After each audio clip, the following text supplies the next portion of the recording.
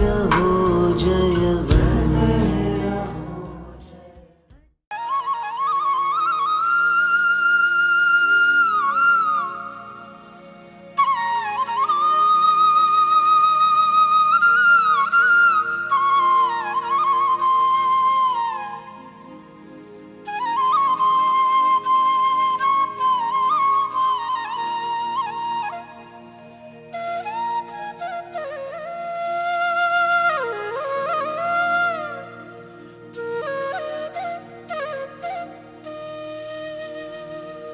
जित बिठरावे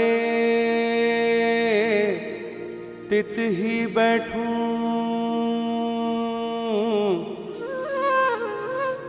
जो पहरावे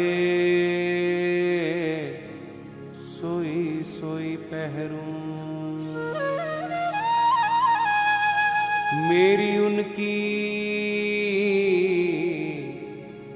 प्रीत पुरानी,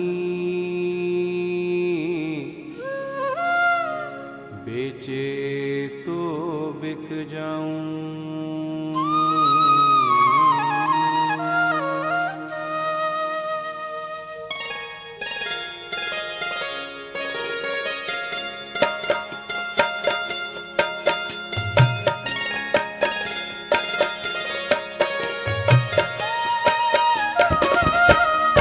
गुरु मेरी पूजा गुरु गोविंद, गुरु मेरा पार ब्रह्म गुरु भगवंत। गुरु मेरी पूजा गुरु गोविंद, गुरु मेरा पार ब्रह्म गुरु भगवंत। गुरु मेरी पूजा गुरु गोविंद, गुरु मेरा पार ब्रह्म गुरु भगवंत। गुरु मेरी पूजा गुरु गोविंद, गुरु मेरा पार ब्रह्म गुरु भगवंत।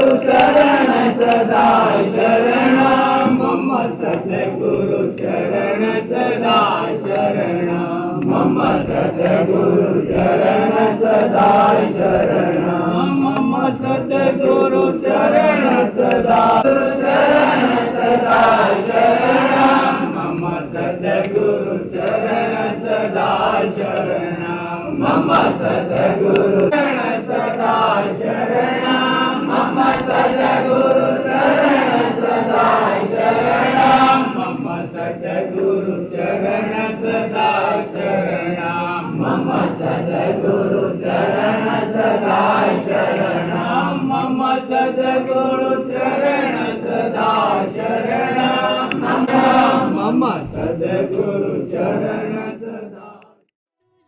महात्म्यनो નથી પ્રફુલ્લિત ભાવ અંશ નહીં કે સ્નેહનો ન મળે પરમ પ્રભાવ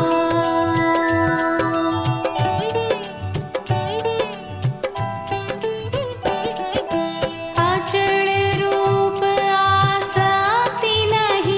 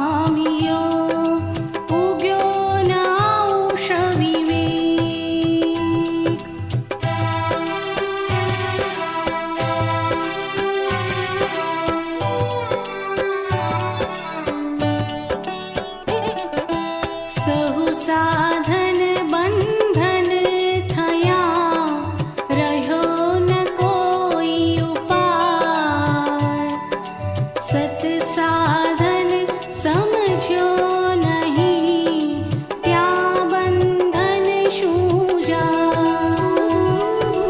प्रभु प्रभु लय लागी नहीं पड्यो न सद ओम गुरु ओम जय गुरु जय गुरु जय गुरु ओम बोलो धून बोलो बता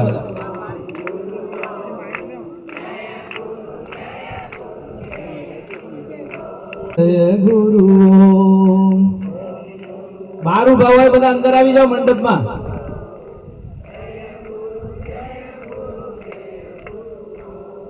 ओम गुरु ओम गुरु ओम गुरु ओम जय गुरु जय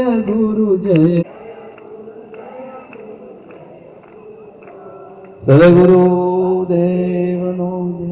હવે આપણે સન્માન વિધિ કિરણભાઈને વિનંતી કરું કે 10 મિનિટમાં આપણે સન્માન વિધિનો કાર્યક્રમ પૂરો કરીશું અને જેનું નામ બોલાય એ મહેરબાની કરી અને ફટાફટ અહીં આવી અને તિલક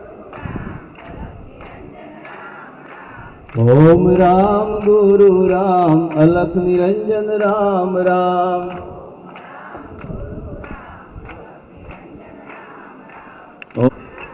ओम राम गुरु राम अलख निरंजन राम राम ओम राम गुरु राम अलख निरंजन राम राम ओम राम गुरु राम अलख निरंजन राम राम ओम राम गुरु राम अलख निरंजन राम राम सदा शरण मम सद्गुरु चरण सदा शरण मम सद्गुरु चरण सदा शरण मम सद्गुरु चरण सदा शरण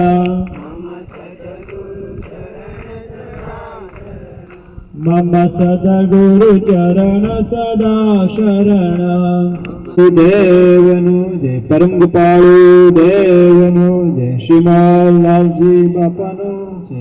હવે ભાઈ શ્રી ભીખાભાઈ આપણે ભજ સંભળાવ દેવનું જય શ્રીમાદ લાલજી બાપાનું જય પરમ કૃપાળુ દેવનું જય ત્રિલોકના નાથનો જય સુધી આવો તે રંગ મને સીધ લગાડ્યો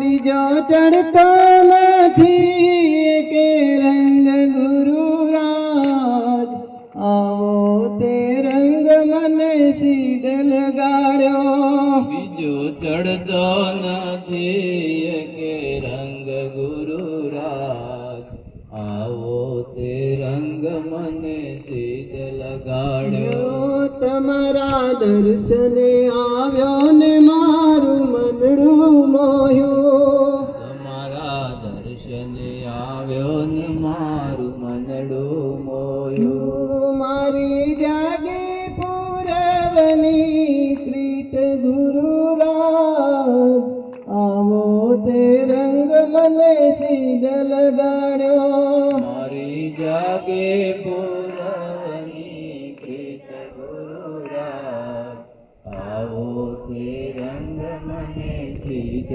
લગાડ્યો મારું તનડું રહ્યું ને મન તારું થયું મારું તનડું રહ્યું ને મન તારું થયું હવે કેમ કરી ગાડા જોઈ ગુરુરાજ આવો તે રંગ મને સીધ લગાડ્યો હવે કેમ કરી ગાડા જોઈ ગુરુરાજ આવો તે રંગ મને સીધ લગાડ્યો તમારું મુખડું જોયું ને મેં તો બાન જ ખોયું તમારું મુખડું જોયું ને મેં તો બાન જ ખોયું મારા તૂટે છે દિલનો ના તારે ગુરુરાજ આવો તે રંગ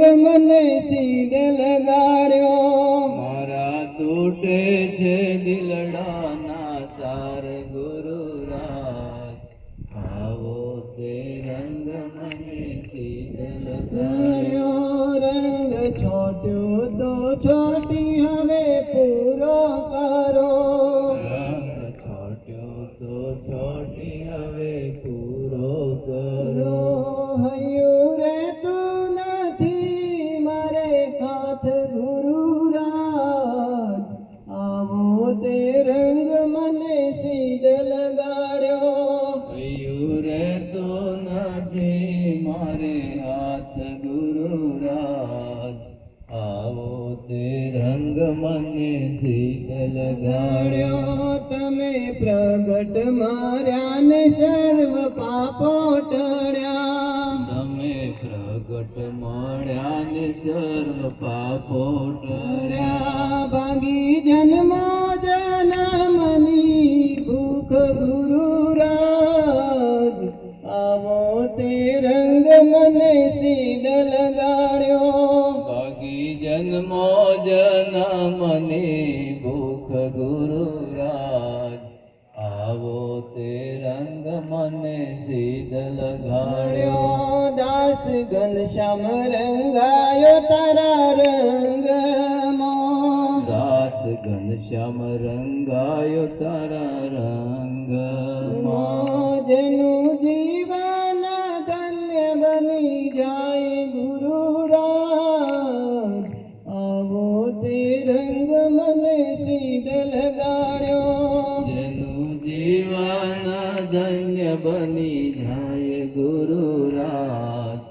આવો તે રંગ મને સીધ લગાડ્યો. ગુરુજી આવો તે રંગ મને સીધ લગાડ્યો.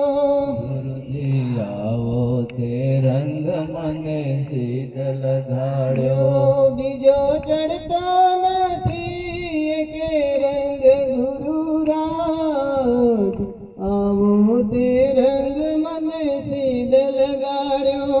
બીજો ચડતો નથી કે રંગ ગુરુરાજ.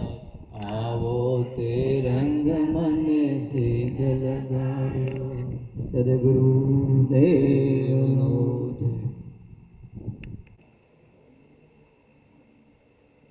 શ્રી સુરેશજી એમનું સન્માન અને રંગગોપાળદેવનું સન્માન, લાલજી બાબાના ચિત્રપટનું સન્માન, આમ તો બધું સામાયિક બતાવું છે. ગોપાળ ચિત્રપટ અને લાલજી બાબાનું ચિત્રપટ, એમાં ધનજીભાઈ તિલક કરશે, લખાભાઈ શાખાભાઈ ફુલહાર કરશે. તો જરા ફટાફટ આવી જાય.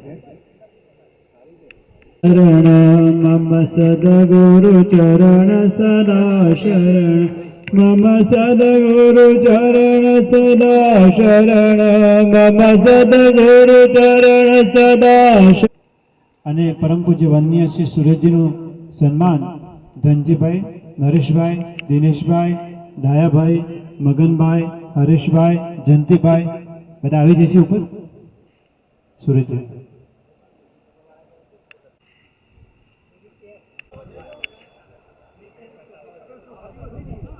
સદગુરુ દેવ કી ચરણમાં હો વંદન યગણી. સદગુરુ દેવ.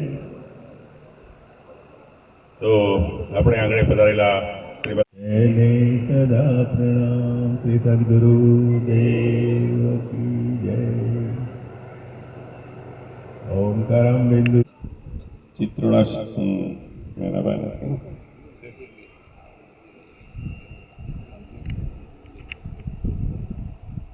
રામલીથી રામજીભાઈ, વાલાભાઈ જગદીશભાઈ અરોડા અને કરશનભાઈ મુળાભાઈ મણિયોર સામૂહિક રીતે શ્રી સદગુરુ દેવનું જય. અને છેલ્લે આપ સર્વે અમારા આમંત્રણને માન આપી અમારે આંગણે પધારી આ જગાને પાવન કરી છે.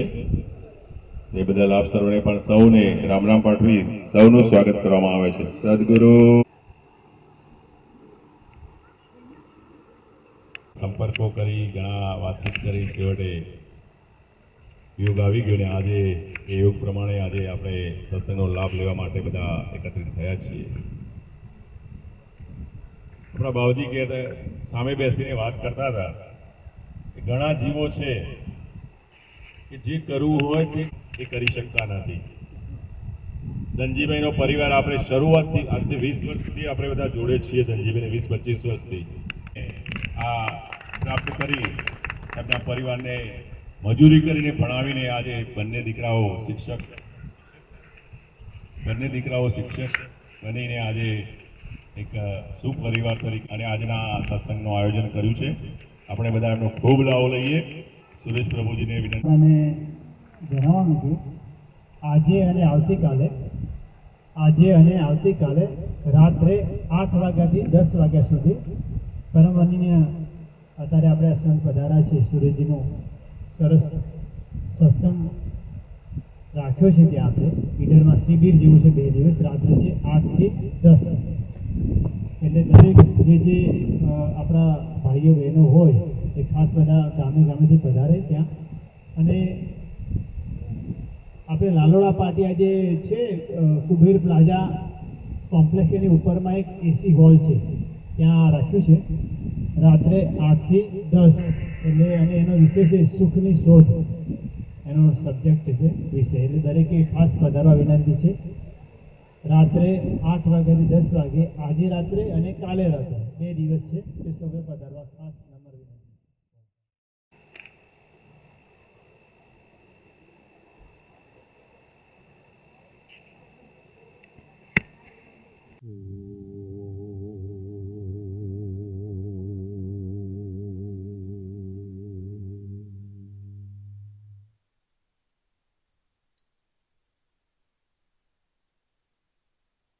ओंकारं बिन्दुसंयुक्तं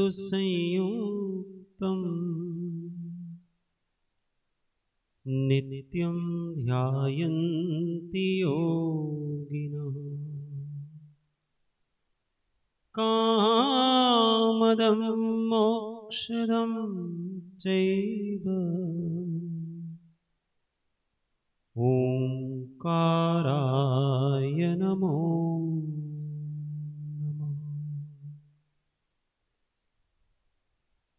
महादेव्या कुक्षिरत्नम् शब्दजीतर्वात्मजम् राजचन्द्रमहं वन्दे तत्त्वलोचनदायकं प्रभु तत्त्वलोचनदायकम्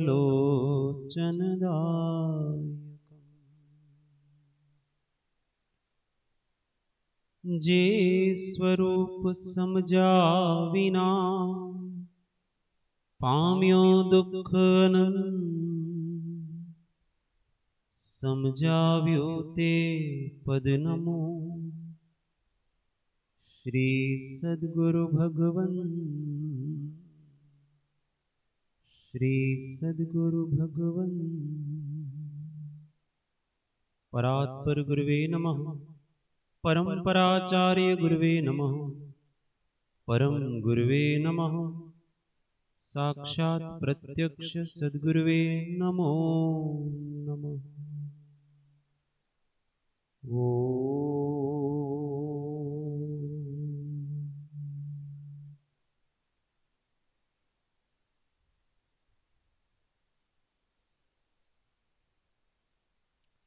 सत्संग प्रेमी धर्मात्माओं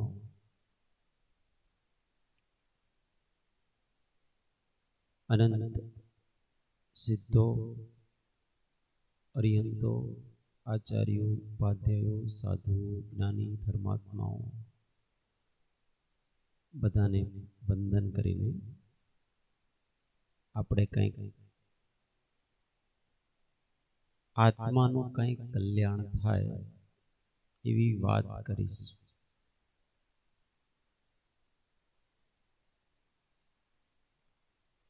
जो के सत्संग माटे बोलवानी जरूरत न हो, जे वगर बोलिए मात्र उपस्थिति थी थाय छे, मन मळवाथी थाय छे, એ બોલવા કરતા બહેતર સત્સંગ છે, સારો છે.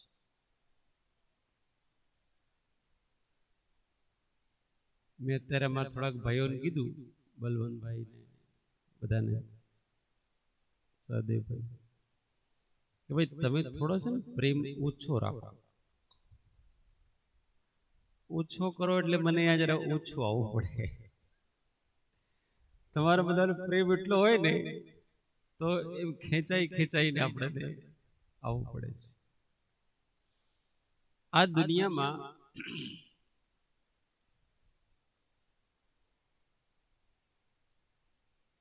કોઈને આપણે વશ કરવા, વશ તો મોટા પુરુષો એટલે ભગવાન, ગુરુ, સંત, ધર્માત્માઓ, આ મોટા પુરુષો કહેવાય. એમને વશ કરવા હોય તો એક જ મંત્ર છે, પ્રેમ. અને સાધારણ લોકોને વશ કરવા હોય એટલે કે સંસારી લોકોને વશ કરવા હોય તો એમના માટે એક જ મંત્ર છે, આદર, સન્માન. આ પ્રેમ અને આદર, આ બંનેથી આખું જગત વશ થઈ જાય છે. તમારે સામાન્ય લોકોને વશ કરવા હોય ને તો એમને તમે આદર આપતા શીખો. જે ઘરમાં આપણો આદર થાય છે ત્યાં વ્યક્તિ જવા ઈચ્છે. આ સામાન્ય વ્યક્તિની વાત છે. સંત મહાત્માઓ જ્યાં પ્રેમ અને ભક્તિ જુએ ત્યાં જાય. ત્યાં જાય શું? જવાની ઈચ્છા. એમને આદરની જરૂરત નથી, કેમ કે એ માન, અપમાન, સન્માન બધાથી ઉપર ઉઠી ગયા છે. તમે એમનો કોઈ સન્માન કરો કે ન કરો, કંઈક વિધિ વિધાન કરો કે ન કરો, પણ તમારા હૃદયમાં જો એમના પ્રત્યે ભક્તિ અને પ્રેમ હોય તો એ જરૂર તમે જે ધારો એ કરાવી શકશો. આ ભગવાનને મંત્ર કરવા, ગુરુને, મહાત્માઓને વશ કરવાનો મંત્ર છે. અને એના માટે કોઈની જરૂરત નથી. એક માત્ર ભીતરના ભાવની જરૂરત છે. મેં આવીને જોયા, હું નરેશભાઈ થી તો ક્યારે મળ્યો નહોતો, પહેલી વાર મળ્યો છું. એમના બાપુજી ને વારંવાર મળીએ, એમને આપણે જોઈએ, એ હંમેશા હાથ જોડેલા જ હોય. વાત કરતા હોય તો હાથ જોડેલા હોય. આ વિનમ્રતા અને આમાં કોઈ કૃત્રિમતા નહીં, નિષ્કપટ ભાવથી જે પ્રેમ અને ભક્તિ હોય છે. મેં નરેશભાઈને જોયા, દિનેશભાઈને જોયા. આપણને, મેં એમના સાથે ક્યારેય વાત નથી કર્યો, સામેવાળા વ્યક્તિને જોઈને ખ્યાલ આવે છે કે એના અંદરનું માળખું કેવું છે.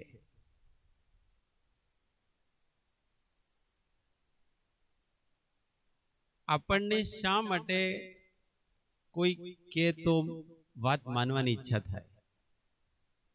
એ વ્યક્તિમાં કંઈક ને કંઈક એવો અવ્યક્ત ભીતરની ભક્તિ ભાવ છે, પ્રેમ ભાવ છે. જેના અંદર ભીતરનો ભક્તિ ભાવ, પ્રેમ ભાવ હોય એના ઓટોમેટિક કામ થયા જ કરે. અને એ વ્યક્તિ મહાત્માઓનો, ધર્માત્માઓના પ્રિય હોય છે. જો આપણને કોઈ સંત ગમે, ભગવાન ગમે,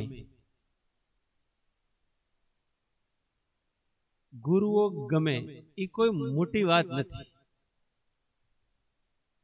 પણ આપણે કોઈકને ગમી જઈએ એ મોટી વાત છે. ને આના માટે તમે કોઈ એમાં કોઈ પ્રયત્ન નથી કરવાનો. કોઈક મહાત્માને કોઈક ગમી જાય તો એ કોઈ ડાયડાઈ વાતા કરતા હોય, એનું સન્માન કરતા હોય, એમને પગે લાગતા હોય એટલે ના ગમે. તમે જો એમને ફૂસલાવાનો પ્રયત્ન કરો, એમના હૃદયમાં કોઈ તમારા પ્રત્યે પ્રેમ આદર ભાવ થાય નહીં, પણ તમે નિષ્કપટ છો. જે નિષ્કપટ હોય એ ઓટોમેટિક ગમી જાય. જે વધારે દિમાગથી ના ચાલતા હોય, દિલથી ચાલતા હોય, એનું હૃદય કોઈ સંત મહાત્મા સાથે મળી જાય અને પછી ભળી જાય. પહેલા તો મળે અને પછી ભળે. મહાપુરુષો સાથે આપના હૃદયના તાર જોડવાનો એક જ ઉપાય છે, અંતરનો પ્રેમ, અંતરની ભક્તિ અને વિનમ્રતા, નિષ્કપટ હૃદય.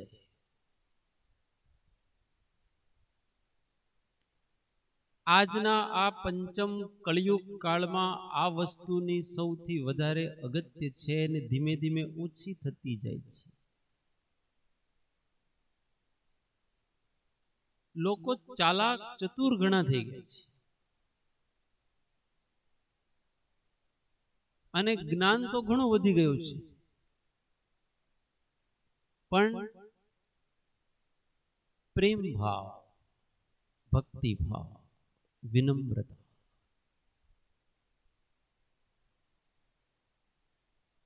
આ જેટલું વધશે એટલી આપણી ચેતનાનો, આત્માનો વિકાસ થશે. બાકી ઘણું બધું જ્ઞાન વધારશો તો દિમાગ તો ફૂલ થઈ જશે, પણ પછી તો અહીંયા જ રહી જશે. ભવાંતરમાં હૃદય સાથે આવે છે, દિમાગ સાથે નથી આવતું.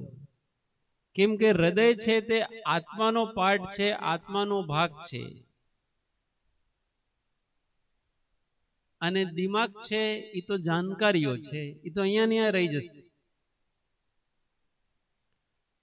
એટલે દિલ ચોખ્ખું કરો. અને હું જોઉં છું કે આપણે લાલજી બાપા મુમુક્ષુ મંડળમાં જેટલા મુમુક્ષુઓ, હવે તો પહેલા તો હું સત્સંગી કહેતો હતો, પછી ધીમે ધીમે મુમુક્ષુ કહેવા લાગ્યા. હવે તો મને લાગે છે કે હવે આ ધીમે ધીમે સાધક બને છે. આ બધી ઊંચી ઊંચી સ્ટેજ છે. સત્સંગ એટલે આમ સત્સંગમાં આવું ગમે, મેળાવડા થતા હોય વગેરે, તો ગમે. પછી એ ગમતા ગમતા પછી એને છે ને એવી ઈચ્છા થાય કે યાર આ સંસાર છે ને એ દુઃખમય છે, આપણે મુક્ત થવું છે, આપણે મોક્ષ જોઈએ. હજી સુધી એને ખબર નથી કે મોક્ષ શું છે, પણ સંસારના દુઃખોને જોઈને એને પેલી સંતોની વાણી સાંભળીને એને એમ લાગે કે યાર આપણે પણ એમ કે મોક્ષ મોક્ષ તો આપણે પણ જોઈએ. એટલે એ પછી મુમુક્ષુની ભાવના થાય, એટલે એ મુમુક્ષુ કહેવાય.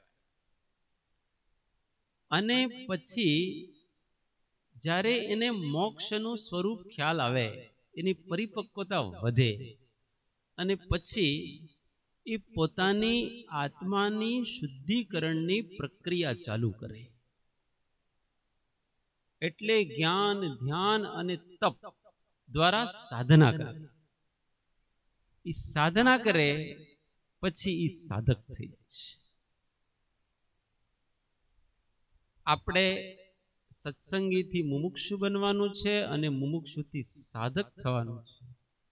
અને સાધક થવાથી પછી ક્રમે ક્રમે ક્રમે ક્રમે ક્રમે સિદ્ધ થવાય છે. આમાં ઘણા બધા લોકો સત્સંગી છે, સત્સંગ ગમે, ઘણા બધા મુમુક્ષુ હોય, થોડા ઘણા સાધક હોય.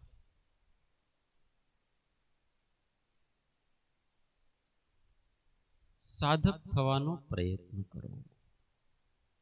સાધક થવું એટલે શું? કે દરેક સમયે આપણા જે આત્મા છે એ આત્માને દ્રષ્ટિમાં રાખીને વર્તન કરવું.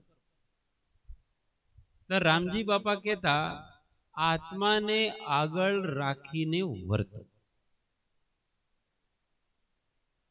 એટલે હંમેશા દ્રષ્ટિમાં એને આત્મા પોતાનો અંતરનો સ્વભાવ હોય છે.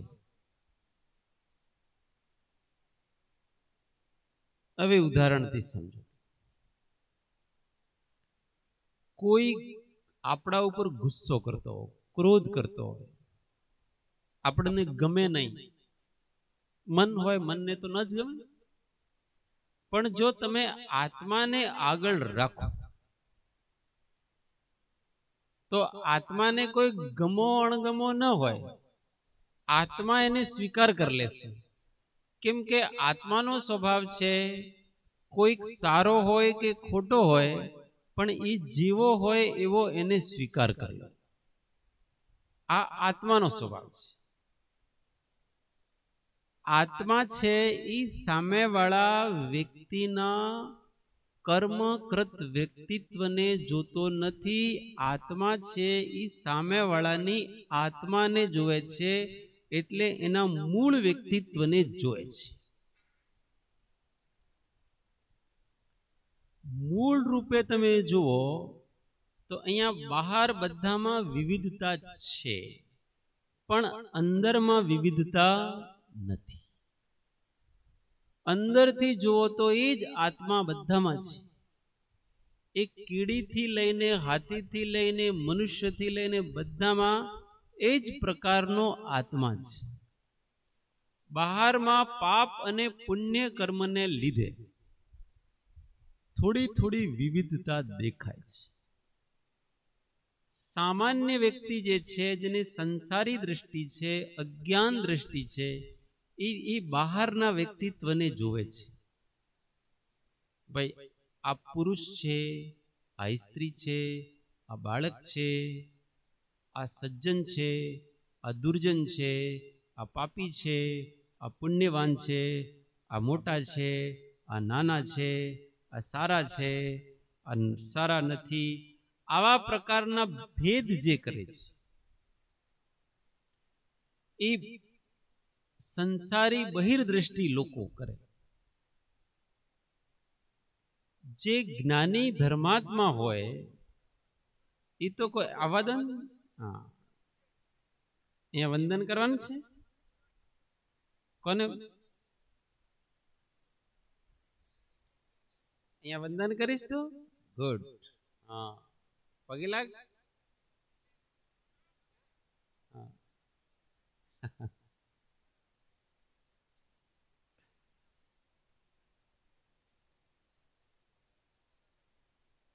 એને ભગવાન બનવું છે.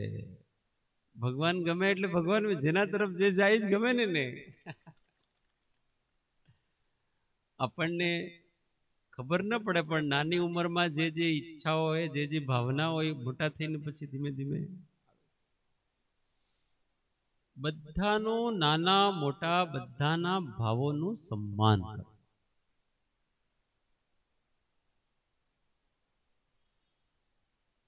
અપમાન કોઈનું ન કરવું. અહીંયા કૂતરો પણ આવીને બેસે ને, જો શાંતિથી બેસે તો એને બેસી રહેવા દો. કેમ? એ પણ જીવ છે ને, એના કાનમાં અંદર આ વચન જાય તો એને પણ જાગૃતિ આવે. ઘણા ઘણા એવા મહાપુરુષોનો, તીર્થંકરોનો પણ જીવન ચરિત્રમાં એમ આવે કે એમને જ્ઞાનની પ્રાપ્તિ, બોધની પ્રાપ્તિ એ જ્યારે પશુ યોનિમાં હતા ત્યારે થઈ. ભગવાન મહાવીર એ જ્યારે મહાવીર નહોતા બન્યા એના પહેલા 10 ભાવ પહેલા એ જંગલમાં સિંહ હતા, શેર.